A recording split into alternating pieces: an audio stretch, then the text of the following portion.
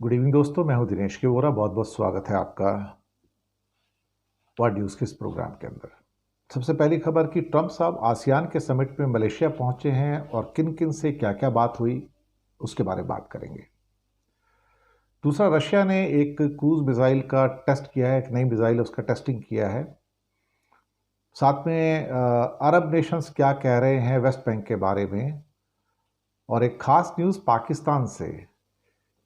भारत के film star Salman Khan को terrorist declare किया गया है पाकिस्तान के द्वारा। Salman Khan has been declared as a terrorist.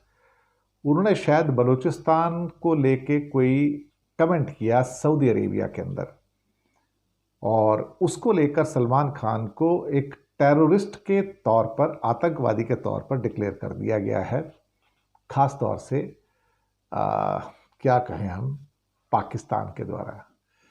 चलिए इस पर भी बात करेंगे, लेकिन ये मसला क्या हुआ अल्टीमेटली, और इतनी नौबत कैसे आ गई कि पाकिस्तान ने सलमान खान को टेररिस्ट के तौर पर डिक्लेयर किया है। पहले इसी खबर पे आते हैं, फिर आसियान मीट पे बात करेंगे जो कि ट्रंप साहब ने क्या कहा वहाँ पर। आप सबका स्वागत है, नमस्कार, गुड इवनिंग, आदाब और सत श्री अकाल जी। तो आज सलमान खान के बयान से पाकिस्तान को कुछ लगता तकलीफ हुई है, और सऊदी अरब में गए हुए थे सलमान खान, और वहाँ जाके उनका कोई स्टेटमेंट आया है। क्या बोला क्या है उन्होंने अल्टीमेटली, और क्या इन्फॉर्मेशन क्या है इसमें। सऊदी अरब में एक फोरम में एड्रेस करते हुए सलमान ने कहा था कि ये बलूचिस्तान के लोग हैं, अफ़गानिस्तान के लोग हैं, पाकिस्तान के लोग हैं, हर कोई सऊदी अरब में मेहनत से काम कर रहा है। अभी इस स्टेटमेंट को मुझे लगता है कि पाकिस्तान ने एक सेपरेटिस्ट कमेंट के तौर पर देखा है, कि सलमान ने कहा कि यहाँ बलूचिस्तान के लोग हैं, अफ़गानिस्तान के लोग हैं, पाकिस्तान के लोग हैं, हर कोई सऊदी अरब में बड़ी मेहनत से काम कर रहा है। अब ये इसको लेकर पाकिस्तान जो है बहुत परेशान हो गया कि बलूचिस्तान को सेपरेटली जो है वो मेंशन क्यों किया गया, अल्टीमेटली उसकी ज़रूरत क्या थी। और उसके ऊपर ताबड़तोड़ एकदम से एक्शन लिया जाता है, और एक्शन के अंतर्गत सलमान खान को एक आतंकवादी के तौर पर, टेररिस्ट के तौर पर उसको डिक्लेयर कर दिया जाता है। थोड़ी सी हैरानी तो मुझे भी हुई भाई, सलमान खान कहाँ से आतंकवादी हो गया भाई। अगर उसने बलूचिस्तान को उसका नाम ले भी दिया, और वो नाम लेना सिर्फ उस कॉन्टेक्स्ट में था जहाँ पर उन्होंने कहा कि अलग अलग देशों से आए हुए लोग काम कर रहे हैं, अलग अलग जगह से लोग आए काम कर रहे हैं, तो अब उसको क्या कहते हैं ना कि किसी और टेररिस्ट ग्रुप के साथ या किसी और सो कॉल्ड टेररिस्ट लिस्ट के अंदर डालना एक बड़ा सा अजीब सा लगा मुझे भी बिल्कुल, और तीखी एक रिएक्शन है बिल्कुल। और आतंकवादी निगरानी सूची के अंदर उसको क्या है कि जैसे कहते हैं टेररिज्म मॉनिटरिंग लिस्ट है, उसके अंदर सलमान खान को डाल दिया जाता है, और ये उस लिस्ट में उनको डाला जाता है जो टेररिस्ट एक्टिविटीज़ में इन्वॉल्व होते हैं। लेकिन सलमान खान साहब तो किसी भी टेररिस्ट एक्टिविटी में नहीं है जहाँ तक मेरी इन्फॉर्मेशन है, और पाकिस्तान में उसके चाहने वाले लाखों नहीं है, करोड़ों हैं सलमान खान के चाहने वाले। सलमान के, आमिर के, शाहरुख के चाहने वाले करोड़ों में हैं, लाखों में नहीं हैं। और ये कहना कि वो बलूचिस्तान का नाम लिया तो वो आज़ाद बलूचिस्तान को सपोर्ट कर रहे हैं और उसको सेपरेटिस्ट मूवमेंट को सपोर्ट कर रहे हैं।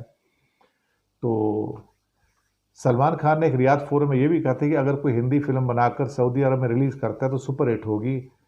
अगर आपकी तमिल, तेलुगु, मलयाली फिल्म बनाते तो करोड़ों का कारोबार करेगी, क्योंकि बहुत देशों के लोग हैं जो यहाँ आए हैं। यहाँ बलूचिस्तान के लोग हैं, अफ़गानिस्तान के लोग हैं, पाकिस्तान के लोग हैं, हर कोई यहाँ काम कर रहा है।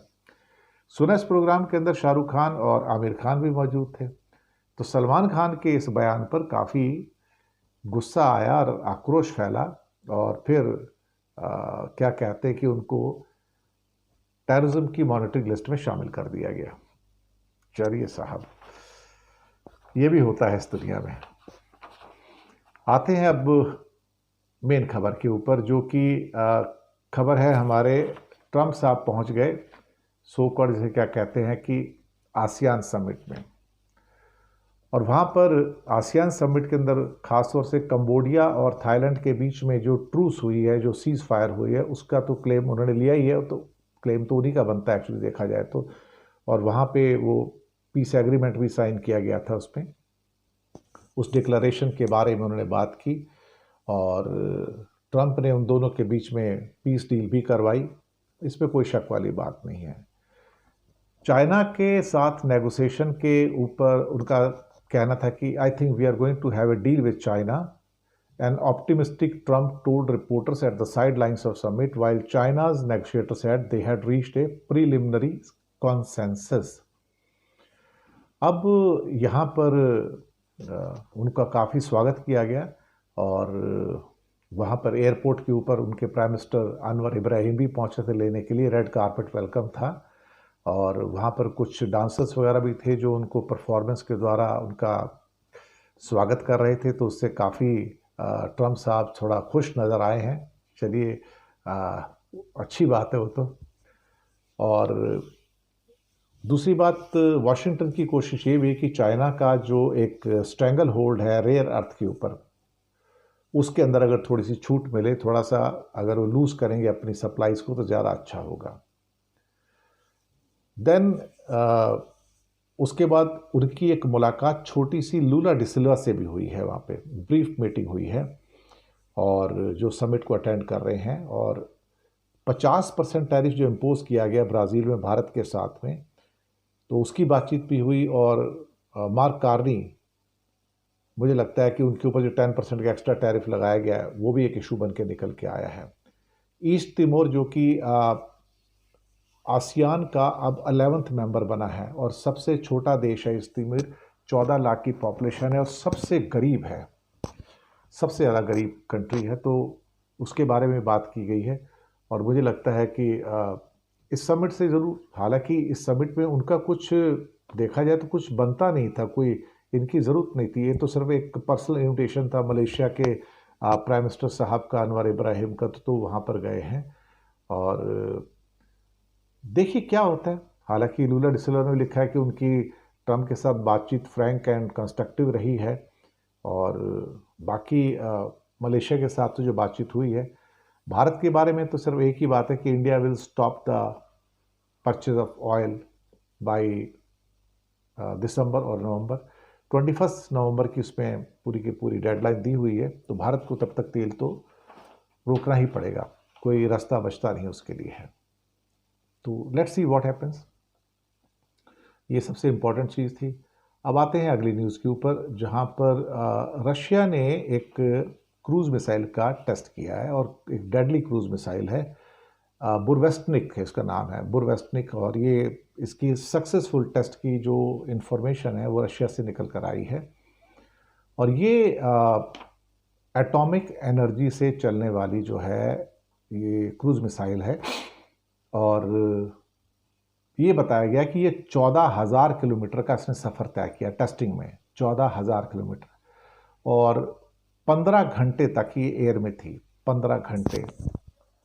ये इसलिए बड़ा क्रूज मिसाइल इसलिए इम्पोर्टेंट है, बुरवेस्टनिक जो है, स्टॉर्म पेट्रोल जिसे कहा जाता है, स्टॉर्म पेट्रोल यानी कि खतरनाक उड़ता हुआ पक्षी जिसे क्या कह सकते हैं।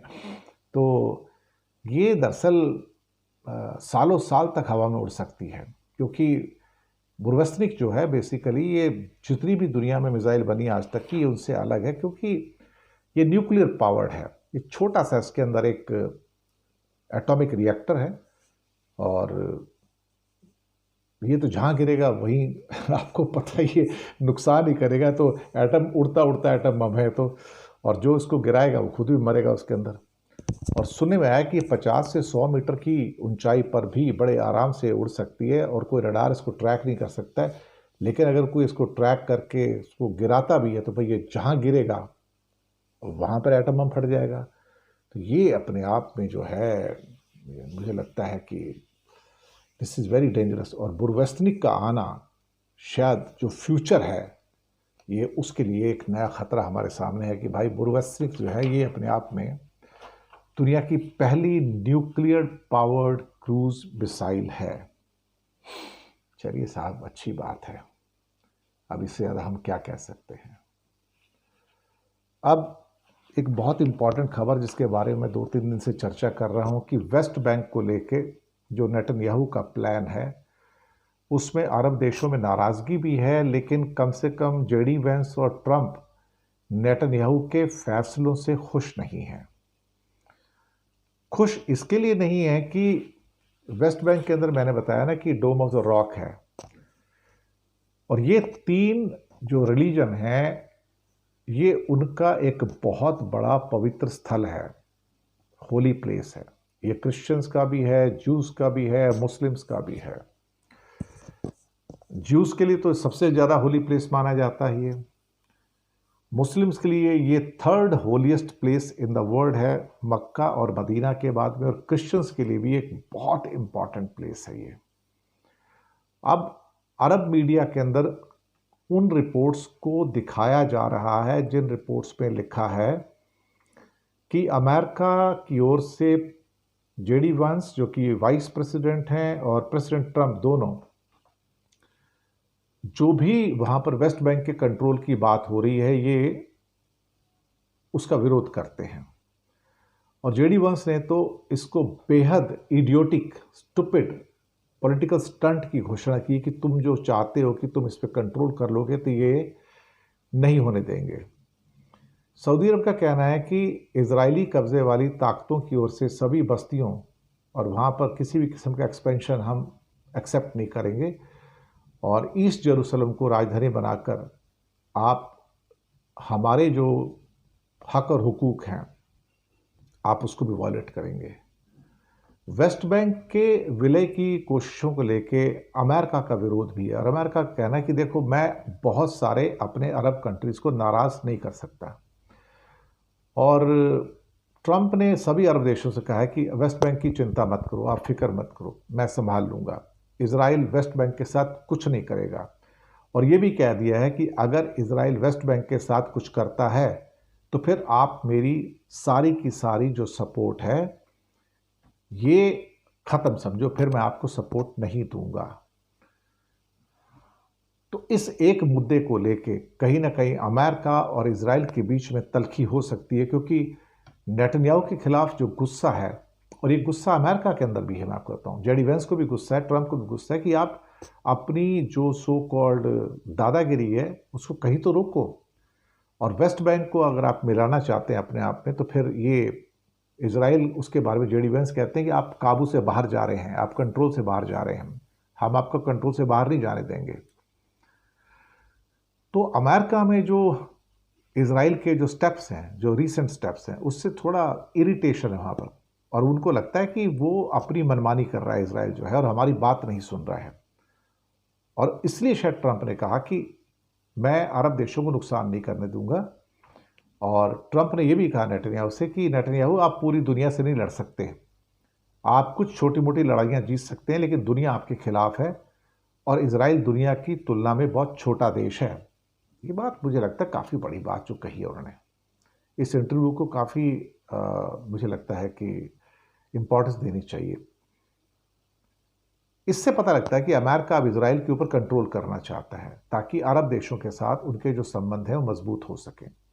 और ये जो शब्द कहे हैं अमेरिका ने, ट्रंप ने खासतौर से नेतन्याहू से, बीबी, उनका बीबी बुलाते हैं उसको, नेतन्याहू को, बीबी आप पूरी दुनिया से नहीं लड़ सकते, आप कुछ लड़ाई जीत सकते हो लेकिन दुनिया आपके खिलाफ है, इजराइल दुनिया की तुलना में बहुत छोटा देश है।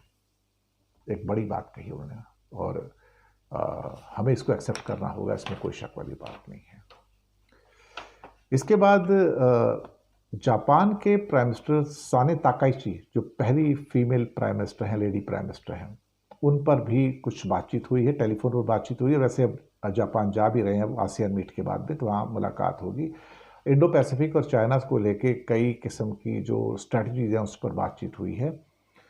अचानक से क्या कहते हैं कि प्राइम मिनिस्टर बनते ही उनकी ट्रंप से मुलाकात होना काफ़ी बड़ी बात होगी ये, और कोई ना कोई एक अच्छा हल वहाँ से निकलेगा। साने ताकाइची को बड़ी प्रमुखता से लोग जानते हैं कि ये चाइना की विरोधी हैं, लेकिन चाइना का विरोध करना एक मुद्दा है जब तुम कुछ भी नहीं होते हो, सिर्फ एमपी होते हो, लेकिन जब प्राइम मिनिस्टर होते हो तो